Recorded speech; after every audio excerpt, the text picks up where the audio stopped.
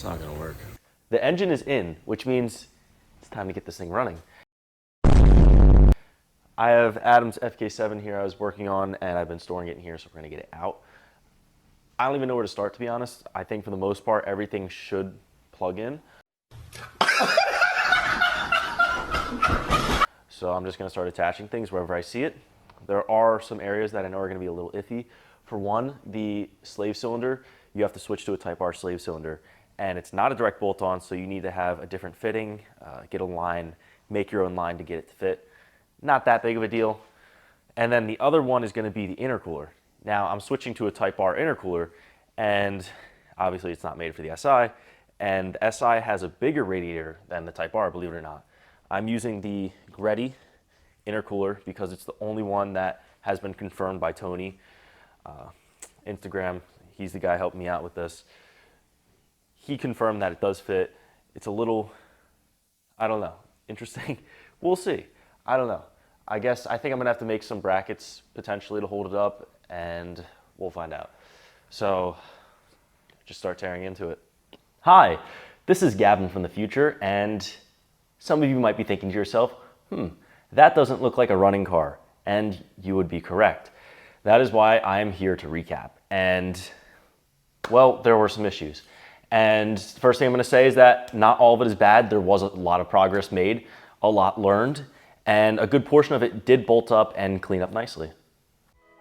All of the motor mounts bolted up perfectly, and there is pretty much zero movement with the motor because these mounts are solid. So that means there's going to be pretty much instant throttle response and massaging chairs.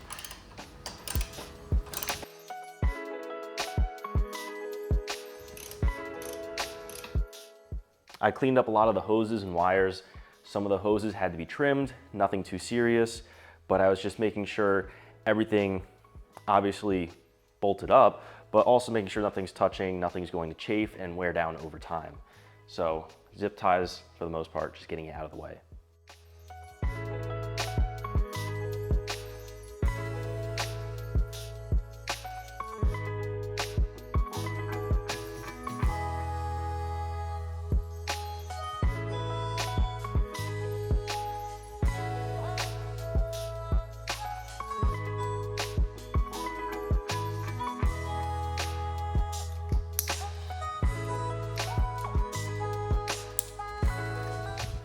Also got the trans connected, the shifter cables are on, and it shifts beautifully. Super excited, has all 6 gears, because I mean, hey, you never know sometimes with these junkyards, so that's a pro. Bro, that's awesome.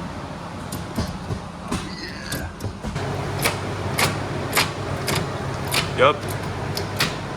Now I knew that the wires and the hoses would need a little bit of modification, but maybe a little more than I expected in some areas.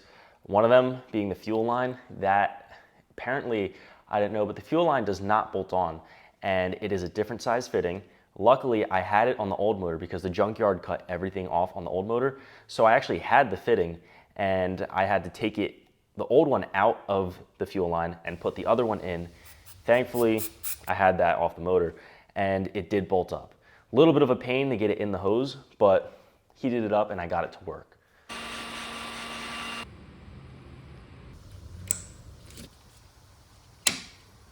And then also with the wiring for the AC system, I had to extend one wire. Not a big deal. Really, a lot of these things aren't a big deal. It's all more time. It's very time consuming. So those were 2 of the minor issues, and then some of the issues started to get a little more annoying and difficult. Another one was this clutch, or more specifically the slave cylinder, because the Type R and the SI have 2 different fittings. The SI has a M10x1 and the Type R has an M12x1. It's an inverted flare and it is very difficult. I had some extra lines and some fittings at the shop, and the goal was I had the M10x1 and I was going to use a 3/16 line, but then I needed a 3/16 M12x1 fitting and I couldn't find it anywhere. So I ordered the part from Honda, so I figured I could cut that line, use that, put it on my new line, get the right length. Well, it uses a different diameter and it just threw everything off.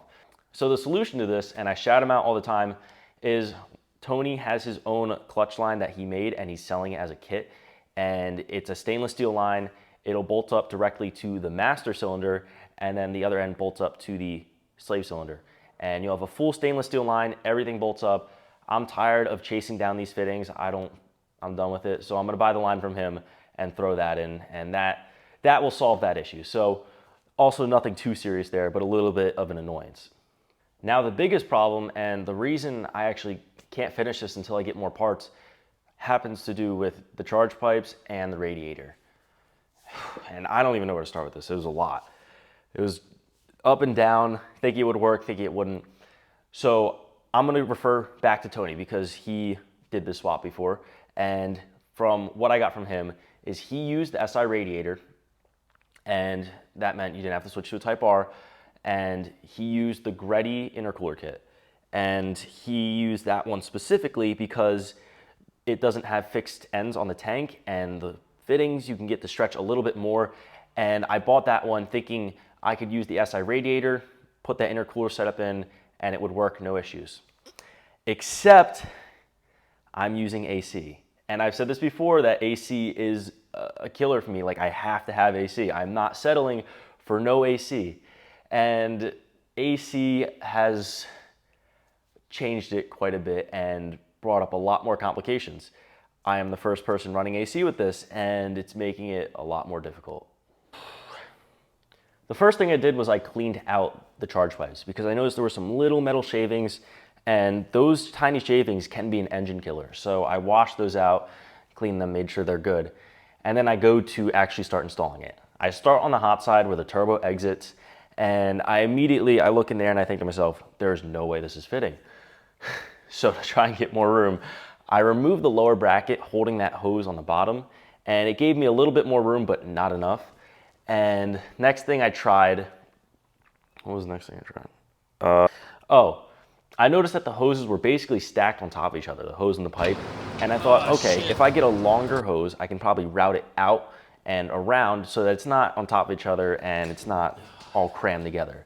Because again, also, if it's touching, it's going to chafe and it's going to leak eventually. So I routed that around, and I was still having issues. And I was looking at it more and more, and I noticed, honestly, just contact issues basically everywhere. And you know what? Let's get to the interactive part of this. I have the pipes roughly where they would go, and first thing you're gonna notice, this coupler is right on the radiator right here. And you could try to push it in a little more, but this is where AC is an issue. The air conditioner condenser is right there where I'm pointing, and you can't move that pipe inwards because it's just going to hit it. So it's essentially touching on here. You can't fit the coupler on there, and you can't push it in. It's touching the AC condenser. Come around under here, and you've got very, very close contact here.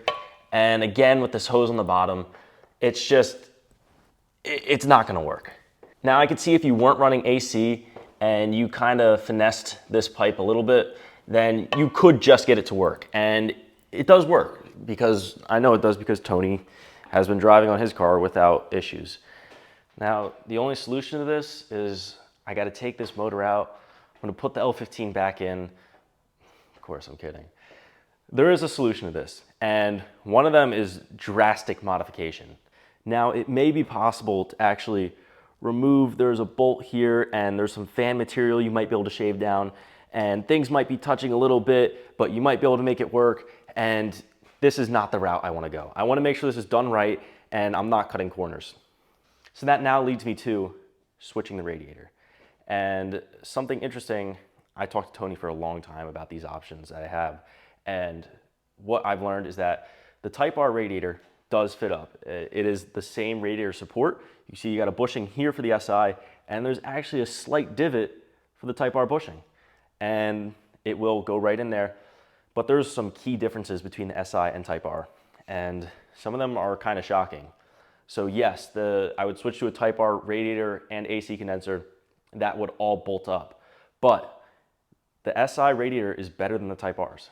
And many of you that are kind of in the community would know the Type Rs have some serious overheating issues, especially on track. And the SIs don't, because the SI radiator is bigger. It is physically larger. It is about a couple inches wider than the Type R on both sides. And it also has a different flow mechanism where it flows from one corner across the other side, whereas the Type R flows from top to bottom vertically. And when it's flowing from top to bottom, heat rises, so you have more heat at the top, and it just stays soaked in heat for longer. It's just not a great design, especially, I mean, there's so many issues with the Type R cooling system where, I mean, you have the turbo and the downpipe right in the front of the car, which radiates heat. You have the cooling system trying to cool, because there's a transcooler, you're trying to cool both the engine and the transmission, so you're asking that cooling system to do a lot of work. And that's why the Type Rs have cooling issues. So now it's, okay, I switched to a Type R radiator system, and now what do I do about overheating? Because I don't want to do all this work and then be overheating. So let's talk about some of the cooling mods I have. Right here, vented mesh on the grill. I also have a vented hood. Those can be two big ones. I do not have a cat. Cats hold a lot of heat. The catalytic converter needs to get hot in order to work. If you don't have a cat, it doesn't hold as much heat. It's also wrapped in heat wrap. So that's also going to help with heat. So I am pretty good with a lot of the heat prevention systems so far, but I don't want to go to an OEM Type R radiator because they're not great. And I think a couple other options I have for cooling would be upgrading the radiator and an oil cooler are pretty much the two biggest ones.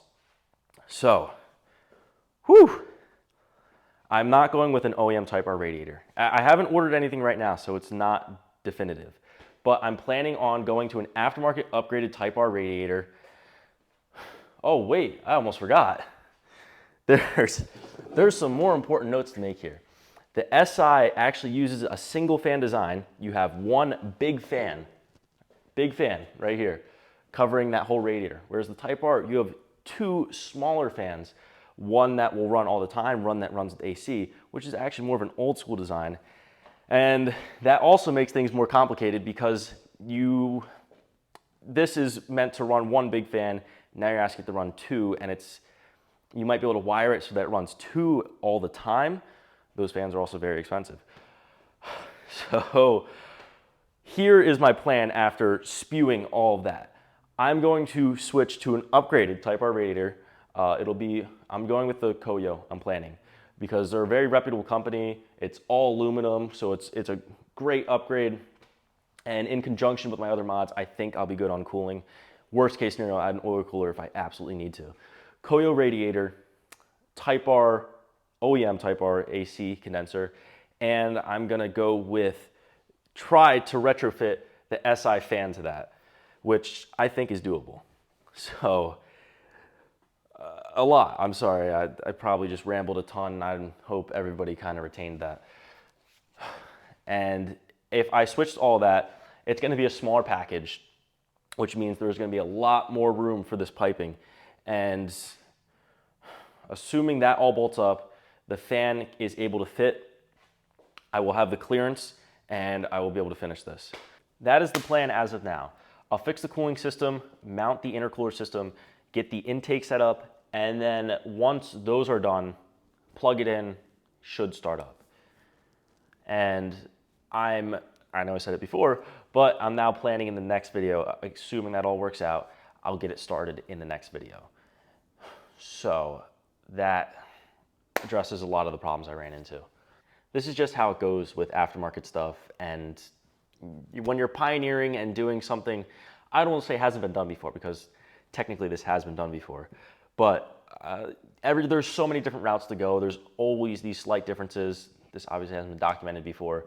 Any swap, you're taking on a certain amount of risk, and there's certain unknown variables. And I knew running AC, there's gonna be stuff I had to figure out, and this is one of those things. And there's some of you I know who are actually interested in doing the swap yourself. And I'm here to uncover the hard truths. I'm trying to be fully transparent, tell you guys all the issues I run into. People keep asking about a cost breakdown. I will do a cost breakdown and my thoughts on whether it's worth it or not. And I want to be completely transparent and honest about everything on the car and the channel. But this is just a part of it sometimes. That's the aftermarket making it work. hopefully this is running soon. I still have a lot to do with this. I'm going to keep working on it. I have to get some more parts, and I also have a lot of other work coming up outside of YouTube. So might be a little bit between the video upload you're seeing now and the one after that. I don't know. I'm sorry I can't commit to a serious YouTube schedule because it's not like I do this as a job. I can't. Sorry, YouTube is not my #1 priority. And that's just how it is right now. But who knows? Million subs one day, right? Whew. Sorry if that was too much information and made absolutely no sense. But that is the update for this. Thank you guys for watching. I appreciate all the support. Please consider liking and subscribing. Car should be running soon. Get it to the track before the end of the summer, hopefully. Be sure to subscribe again if you want to follow this build. I need to go to bed. It's late. It's very late right now. Thank you guys for watching. See you in the next one.